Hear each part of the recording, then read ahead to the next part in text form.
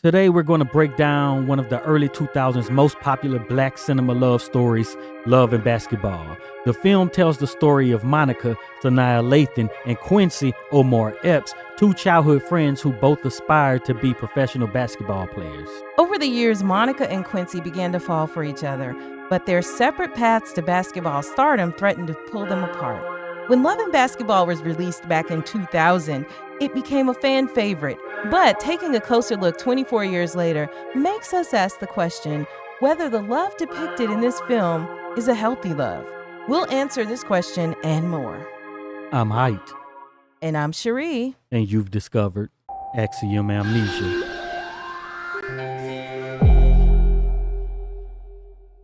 A lot of you requested that we cover this film, and I can't wait for us to talk about it. But first, we want to thank all of the supporters who helped to make this video possible.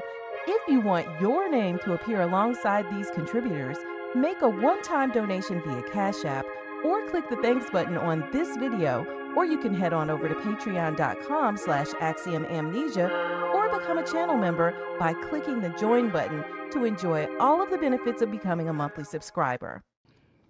It might help if you didn't look so evil. I don't even want to go. She's getting ready for the dance. Her sister is putting on her makeup and stuff. And then she's done. She's admiring her work, and she has to call in the mama. Ma! Right? And, Monica, she expresses she doesn't want to go to the dance, right? And they show her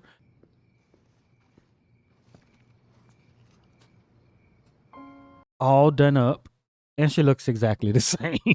What? Yeah, she don't look the same to you. No. She look exactly the same to me. Okay, this goes to show you ladies how it is. We done fixed and fussed, and to a man, she looks identical as she did before. Her hair is done. She has makeup on. Her hair is a little laid to the side. Y'all, spend less time worrying about all that stuff. She look exactly the same. Then the mama come in, right? And she's like, don't worry about the game last night that you blew. All I want you to do tonight is just go out and enjoy being beautiful. And I just want you to enjoy being beautiful. she is caught off guard because her mama ain't never told her she was beautiful ever. Talk to me. Go look at my top drawer and bring your grandmother's pearls. And she's just like, you might be all right if you comb your hair, like, oh my gosh. Yeah, that she is was so only obnoxious. beautiful when she was made up a certain way. Yeah. But then she smiles. She's like, you really think I'm beautiful? Bruh. Do you really think I'm beautiful? Because it's that reinforcement, right? Was this the movie trying to tell us that this was good? Honey, hush. Yeah. You know what? I don't know, because maybe it's talking about that perspective, right? Because like you always say, this is a character with their perspective, and this is the perspective of a lot of people. But artists have a perspective too. That's true. That they're trying to convey. But let's talk about the beauty for a second. The thing that I hear guys say is a lot of times is like the women who they think are beautiful, they'll think that they're beautiful even when, as women, we would look at them and be like, oh, right now she's looking kind of toe down, right? Or she's not done, or, that's if she's not up to par in terms of whatever standards of care and coiffing of the hair and all that, right? A guy is going to look and think that she's still beautiful, and I'm sure some of you all can attest to the fact that, like, you're walking down the street and you think you look toward, but somebody is still, trying to get with you, right? And so the beauty is not in the makeup. The beauty is not in the weave or the whatever it is. And I think that Quincy saw her as beautiful anyway, but, the mother sees her only as beautiful, really. And maybe she's just trying to steer her.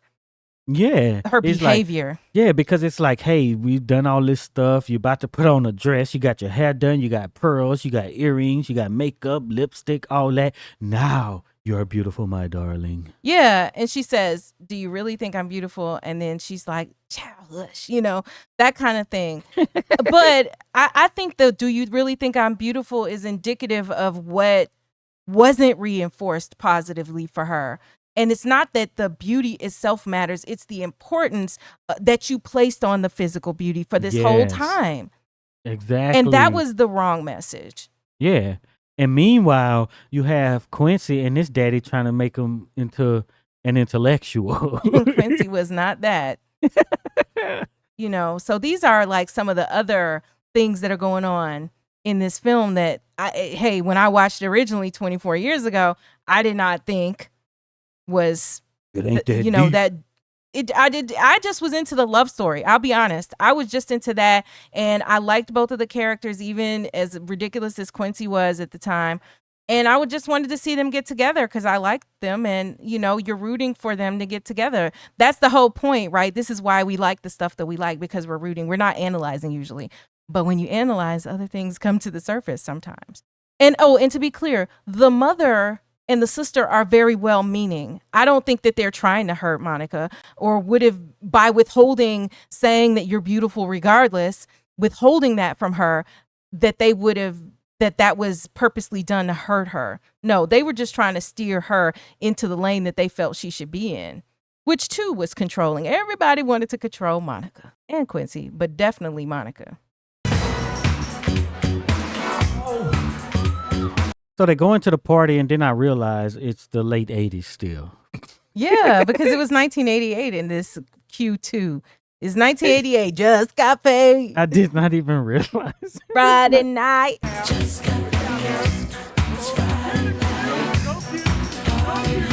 Bruh, I didn't know that was so far ago. I thought it was maybe the early 90s. Oh, the no, earliest. not even. Bruh. Not even. They're playing the music of the times for sure. And so Quincy did go ahead and go with Gabrielle Union's character, and they're on the dance floor dancing the dances of the day, like the WAP and whatnot. And we know what he's planning for that night, because she had already told him what she's ready to do if he would just take her to the dance. But then we see Monica come in. Your sister was lying. And Monica is looking fly with her date, who is Boris Kodjoe, who for the time is also like, this fine black dude actor that everybody liked. And so she really leveled up socially when she rolled in with this college dude who looks like Boris Kodjoe.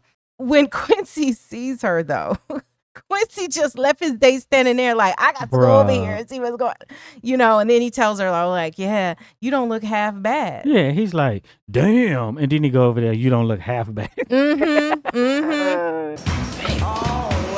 And another thing that happened with her date or whatever, he's like, can I take your coat? And then she's like, yeah, are you cold? No. I mean, I can check it for you. That's so foolish. But while Quincy's up there, he comes up and he's like, what's up, Black? What's up, Black? Shut up. I think that was a colorist quote joke, right? Was it? Because, I didn't miss that. Yeah, because that's what I got over you, right? You dark skinned. You know what I'm saying? Oh. And you trying to talk to the girl who I'm here with, who I think looks good. And think about this. Oh, because he did say your sister wasn't lying. So he's like validating that an independent opinion of her looks is saying she looked fine. You know, she's good looking, right? Yeah, but with the black thing too, before somebody says it, yes, we do call people black sometimes, and it's not necessarily negative or colorist. But I want to get back to that too, because when you think about the time when this movie is made in 2000, and he Omar Epps, the actor playing him, it has been, famous for a few years, because I feel like, mid 90s or whatever, or early 90s, because what year was Juice? Juice was 91. So yeah, so he's been famous for like the whole 90s. But at this point, just coming out of this period of time, like as they would say in our culture, the light skins were in, right? For the guys. So you had all of these actors, and you had colorism that was coming into play at that time. Musicians, I just think back to the 80s, and you had like the Al B. Sures and all of that. So a lot of the heartthrobs were these, curly hair, wavy hair type of dudes, with light skin. And this was 88, right? Mm-hmm. Which could inform Al B. Shore, year of Al B. Shore, right? Which could inform the commentary on him saying "What's up, Black?" Right now, maybe it's something totally different, but I hear you on that. That was a great observation. It's like kind of like I got to knock you down a peg, Mm-hmm. So when he sees that this is going on, his date comes back over, and Gabrielle Union's character like, "Hey girl, I ain't know Nike made dresses." So like you see she looks good, and now you got to insult her. Damn, girl, I didn't know Nike made dresses. The guy you're there with left you to come talk to her. Yeah. And so she just looks and she kind of shrugs it off and she walks away. Yeah. But then Nike started making dresses later on. Remember those jersey dresses? Oh, yeah. From back in the, I don't know, that was in the 2000s, right? Yeah. I remember the 90s, they had the skirts. I don't know if you call them tennis skirts necessarily. Oh, but yeah. People were wearing those. They made Nike skirts. I don't remember the sisters being as fine as you, though. They sit down, Monica and Jason is being a creepy little predator. So tell me what I have to do to make you have a good time with me. I know. He like, tell me what I got to do to make you have a good time with me. I don't remember the girls being as fine as you when I was that young. And she's clearly uncomfortable by his like weird and creepy behavior. The sister set this up though, bro. She didn't know he was like this. She did not know. It's a man, ain't he? Ain't he college age? Bro. Well, and so you setting up your sister to, but maybe she's like, Monica don't like dudes like that anyway. Like, in other words, she's not distracted by fine guys. Not that she thinks that she's, lesbian or anything, but just, but she's focused only on that. He might be trying to get it though with a little pressure on it. I think that's what that was, right? What I got to do to make you have a good time with me. He really the same as Quincy. Yeah, but I don't. Trying to get it. We didn't see Quincy be that upfront though. We seen the girls do it. Quincy ain't like, what I got to do to get in there. Well, that's basically what he said. I don't know. Maybe he got that college game. Maybe that college game is more he direct. Makes a, I don't know. They just ain't show us what Quincy do. But this guy, he definitely like, yeah, tell me what I got to do. You give me the information I need to convince you to let me smash. I know, right? Foolishness. And he's like, don't leave a glass slipper behind and, jet or whatever while I'm going to get you this drink. That's definitely what she should have done. Mm-hmm. Leave. If he talking like that and you feel uncomfortable, time to go. Or at least go stand by Quincy and ruin his night.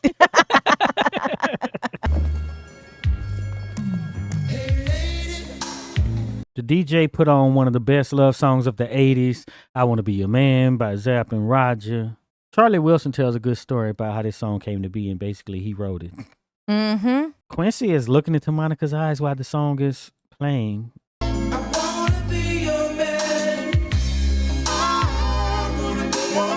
Basically saying he want to be her man now that she is dressed up a certain way and looks a certain way. Yeah, you met my minimal standards now, He's making a big bedroom at her. Terrible love story. He just is making like these big bedroom eyes at her across the dance floor while she's dancing with Jason. He's rubbing up on the other lady. Rubbing the other chick, eyes. But they both looking at each other. I'm like, But see, the other thing I never realized before until kind of what we were just talking about, where Quincy wasn't really as assertive as Jason was.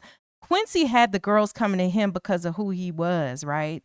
He was the star. So the girls would flock to him and he could just flirt back, but he didn't really have to work hard for any girls, right? Yeah. And he didn't have to do anything.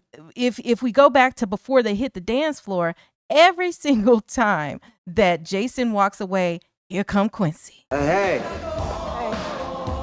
You having fun? Because he's like, oh, how you enjoying yourself at the dance? He was looking for the DJ's fresh. DJ's fresh. Who's this clown? And at the time, I think they were playing Bobby Brown, My Prerogative, right?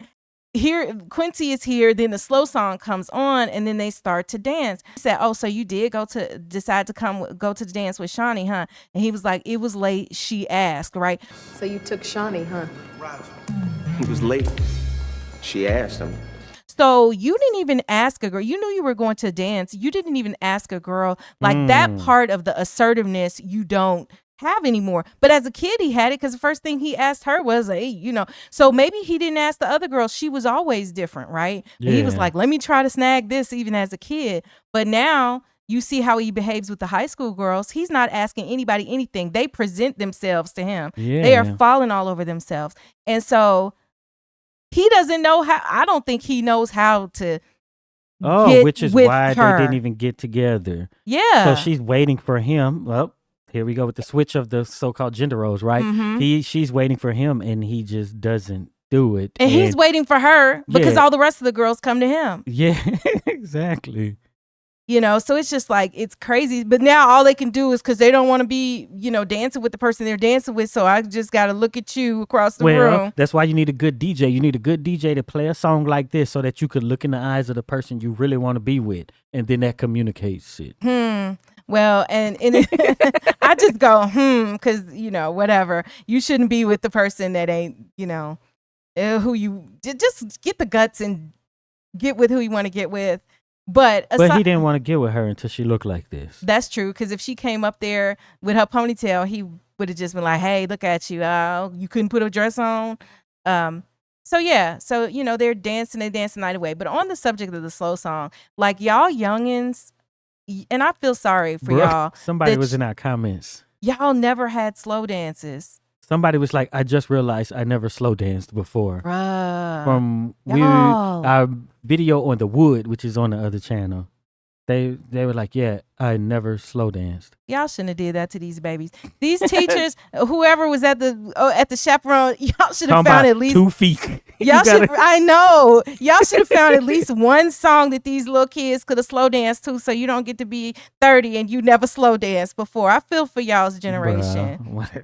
Throw a house party and put on a slow song and see what happens. Make sure you make it put this song on. Bruh. I want to be your man. But also, to reflect to some of the lyrics in there, he's like, I want to prove to you, basically, I want to be your man. And then in the song, it says, sealed with a kiss and a wedding ring. Like, again, this is the culture from back then. This was the culture of you not getting with somebody just to have a good time. You trying to make it forever, you know, make it last forever, right? You know, all of these songs were, this is the part of the culture we're missing if this element hasn't been infused, the love song element. Now, we always had other songs too, right, that talked about the bad side of love, but consistently there were the love songs that talked about what it should be what a relationship should be, the best parts of it. And I feel like that's what's missing in music today. Yeah, and the kids, they know they missing it because when you see them react to the Money Long song and also the Keisha Cole song, they know they like, we ain't getting this somewhere else, and they reacting totally different to those songs. Yeah. And I mean, speaking of the songs, another song I realized would have made a good theme song for this would be my new favorite song, which I found, which is by Louis York, and Heit hates this song, but it's Tamia is on the song with him and with them, I should say, because Louis York is a band of 2 people. And I like the song, but the song subject matter is talking about, you know, 2 people who are friends, and it starts out slow, but they want to be with each other, but they're scared to move forward. Heard too much. I heard this song too many times. I don't even want to hear her talk about it. Bro. I realize I have tortured you with this song, but at least I was wearing headphones. So continuing on. No, hold up. Let's talk about music. So Alicia Keys, one of my favorite. You know, we were out, and she was like, "Oh, play the song," because I was like, "Oh, Alicia Keys got a new song," and then she listened to a piece of it. And she's like, "Yeah, I'm gonna listen to it." She never listened to it. After that, she just listened to this other song over and over. Listen. Okay, we're here. And no, she don't listen to it in her headphones. She got headphones, nice headphones, but she want to play it out loud. I want you to love the song. And she want to play it on TV and bruh. The Alicia Keys song, thanks for reminding me, because I do need to go back and listen to that like with full experience level. And I do like Alicia Keys. It's not that I don't like Alicia Keys. I never heard of this group. Full disclosure, I was just watching YouTube videos just like y'all are doing right now, and then the ad came on. And it was an ad for this song. And I was like, wait, what is this? Y'all got y'all money's worth, because the amount y'all gonna get paid in streaming from Cheri doesn't pay for the ad that she watched. Let me tell y'all, I put into Spotify and I just put it on, you know, I put it to one of my playlists, but then I just put it on a 1-song loop, and I must have listened to, I was doing some work last night, and I must have listened to it like 50 times. I don't know. But anyway, okay, enough about this song. The song that I like is called 3 Little Words, and it's not the best song I've ever heard. Or the words, I love you? You know, that's it. Yeah. Oh, okay. Shut up. Cliche.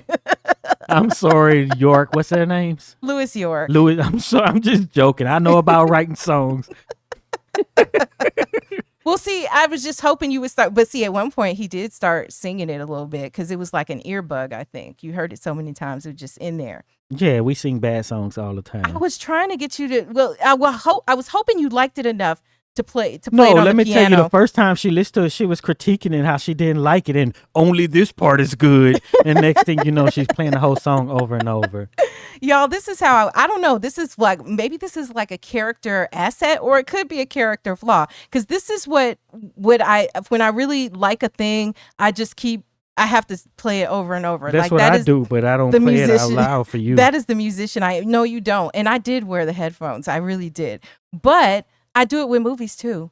Like there are movies I was obsessed with, like one you brought up earlier, Leave the World Behind, or Queen is Slim. I think that got annoying for you after a while too, but but hey, Yeah. it is what it is. So that's this movie, what love songs do. yes, in this movie they're slow dancing.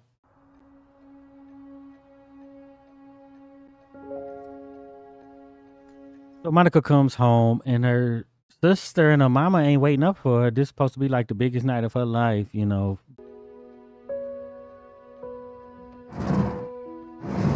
They According done to fell them, asleep waiting. Yeah, they was like, this is the biggest night of your life. They done fell asleep. The mama sleeping. So she don't want to go in there and wake up the mama. She goes in through her window. Right. And I think the reason she's avoiding it is because she knows they want to know every detail of your first night as a beautiful girl. And she probably like, I don't even want to hear that right now. Let me just go in my room. So she actually goes out and climbs in the window. In a dress. And then she basically sees a letter that her mama or somebody left by her bed. And then she sees Quincy and she goes, psst, psst. Psst. To get his attention, and he comes out. They both go outside. What?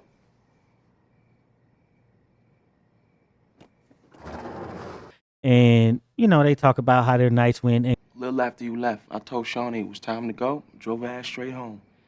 And Quincy lies about driving old girls straight home. He lying? You think?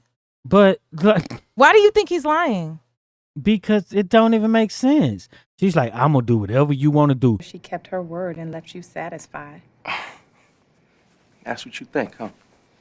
And he's like, nah, I just drove her straight home and she didn't like it and called me the dumbest nigga ever. Don't you say that about Quincy? After she told me I was the dumbest brother in the world, I took off. Quincy was so taken by her So that he said, I don't even want that girl no more. I'm gonna dedicate myself to try to get with Monica. That I don't may know. be the I mean, case. that was in my Okay, that's in my young mind. That's a that better was how, interpretation of what happened, because he did see her and was looking her in the eyes. And yeah. stuff. Don't be talking about Quincy. He went still smashed and then lied about it. That's nasty. And then he didn't wipe himself off.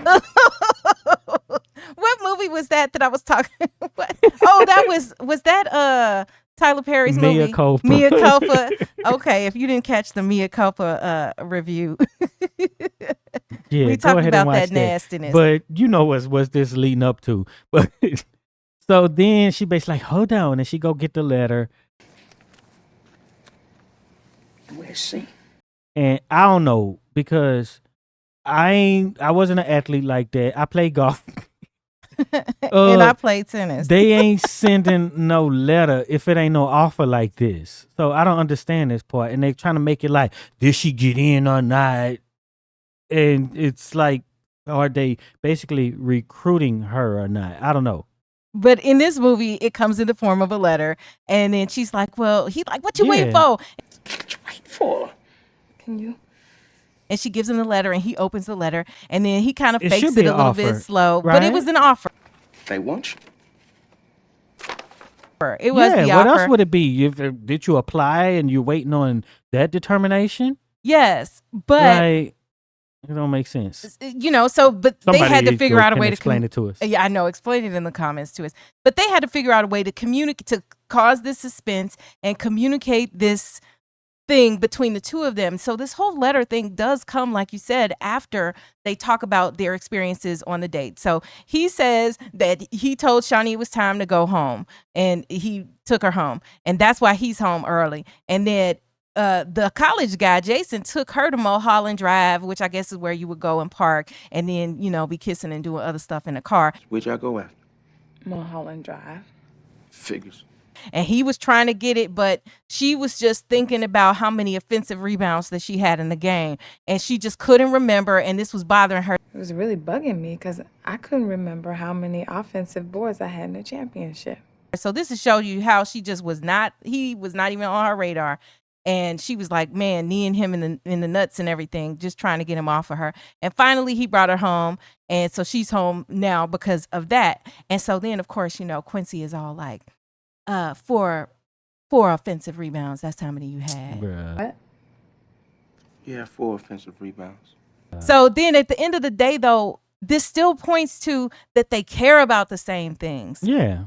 They observe the same things. They just have the same code. They in basketball culture, basketball life. They like the same things.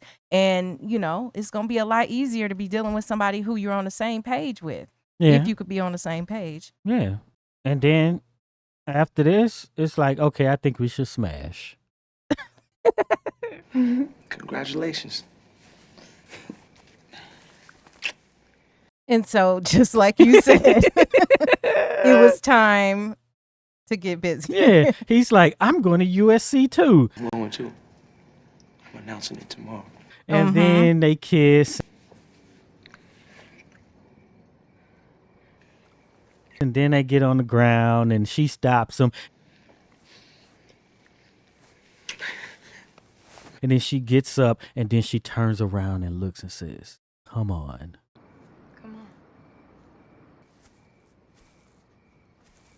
Come on to my bedroom. And I was then- thinking this was bold, though. You telling him to come on in y'all room, so he's there all the time. Yeah. But if somebody nobody ever comes in. That's the thing. well, I guess you just know it, Yeah. man. But They put that song on. that song, bruh.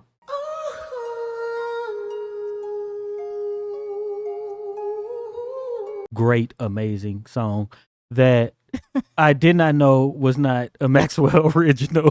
And it's not like a love song the way you think And of it's not it. a love song, but I didn't find out it wasn't Maxwell until I watched a Tom Hanks movie, a new movie called A Man Called Otto.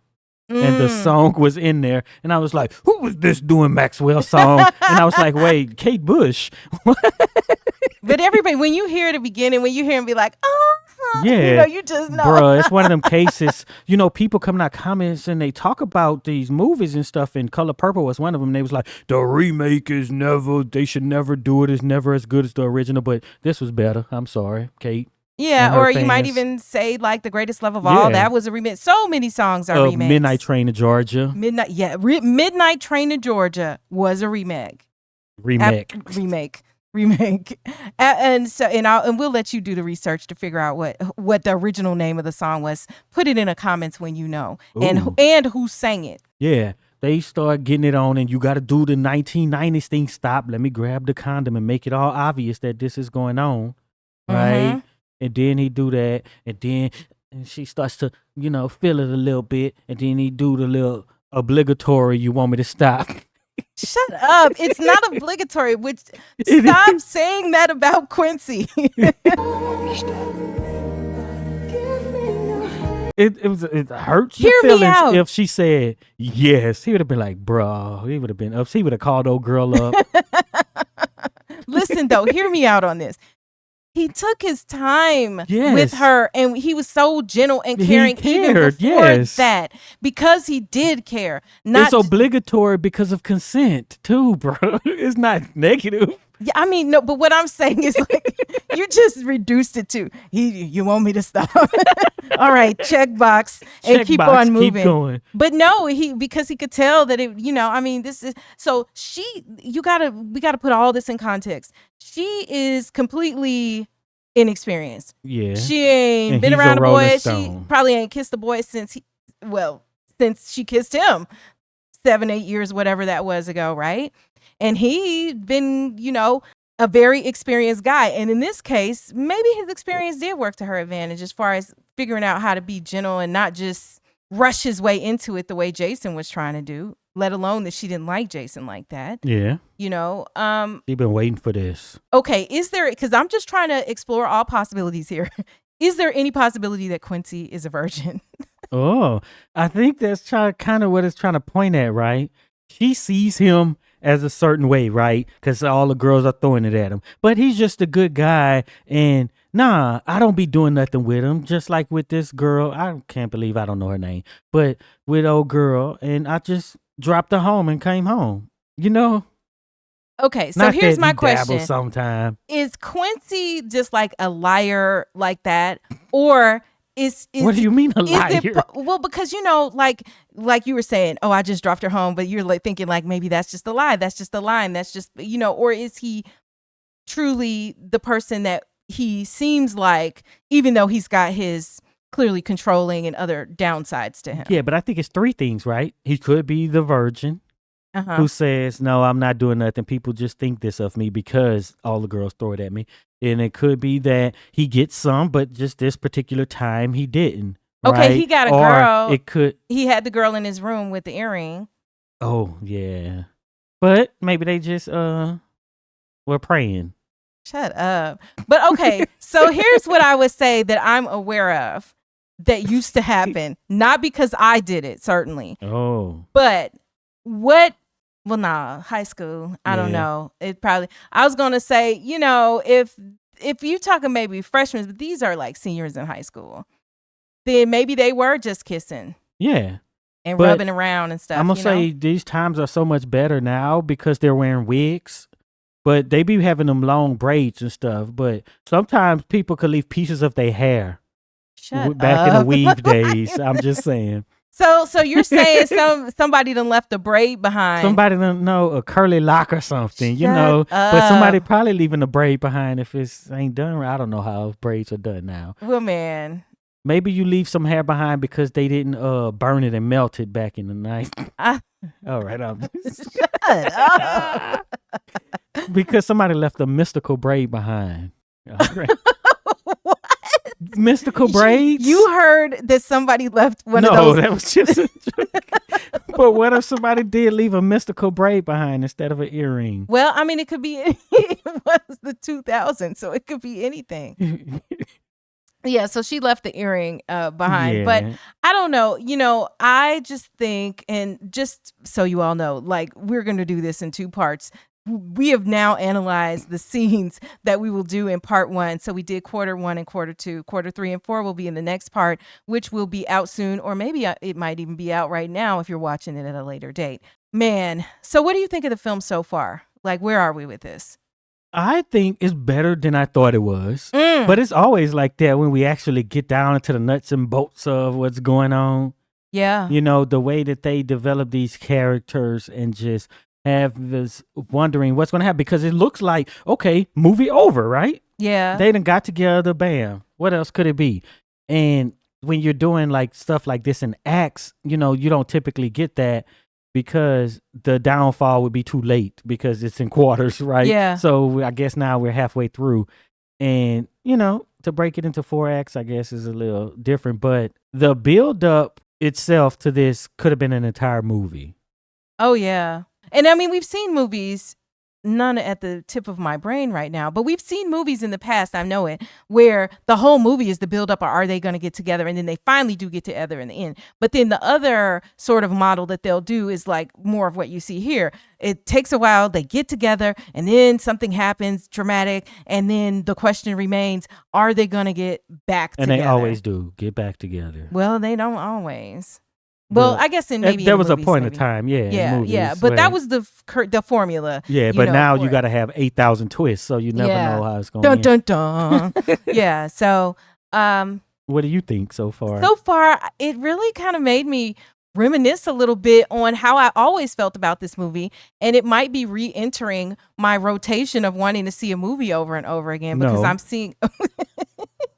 I'm seeing it in like a different light now. Yeah. It makes me think about the music, right? Mm-hmm. Of the time where some stuff was just way better and the New Jack Swing era was just trash. Yeah. The New Jack Swing drums and stuff, and then that early 90s dance and kind of, I don't know what they would call it, with them stupid orchestral hits that were from the Yamaha keyboard or whatever, man. Yeah. That was just terrible. Just got paid. They have a lot of them in that song. Boom, boom. So, but yeah, that's how I feel about it. I feel okay with everything that has happened to this point and the analysis that we've done of the characters, even the parts where early on Quincy was way more controlling as a child. But the question is has he continued that, or was his not being controlling over her because she wasn't his girlfriend? He didn't feel this sense of ownership during the time that, after their initial meeting and then when they were in high school. It still might come down to what his daddy taught him, right? Because his daddy is just like, this is, he learned from his daddy's example and from what his daddy said. They may be conflicting or not, but clearly he was trying to follow in his daddy's footsteps. And once you're my girl, this is how it goes, is how he put it as a child. And I don't know if that necessarily goes away just because you're an older child. Yeah. That's probably true. And what I hope to get into more in the next part will be kind of the dynamic between Monica's parents, because we kind of saw the sort of the beginnings of the crumbling of Quincy's parents' relationship, but what was the status of Monica's parents? So these are questions we have to ask, as well as to get back to our original question, which is, was this love healthy? And to think about it, we saw a lot of love. We saw the love between Quincy and Monica. We saw their friendship love. We saw their attempted romantic love. And now, it flourishing in their young adulthood, if you will. And then we saw the love of the parents. We saw sibling love. We saw all of that. And then we also saw the love of the game. Having the love of something that is the focal point of your life and how that impacts you. And she almost lost both of them. Yeah. Bro. And look, she almost lost him and she got him right in the same moment. I got in and I got the man. He's like, hey, I'm going to the same school. Because, see, they had to resolve the issue of, okay, we're seniors. And now we may be going different places. So they solved that in the film by, oh, look, now we're both going to USC and playing basketball. Yep. So if you made it this far into this nice, great breakdown, type fake and bake in the comments so we'll know you're one of the real ones who stick around. And be sure to check out the video that's on the screen right now.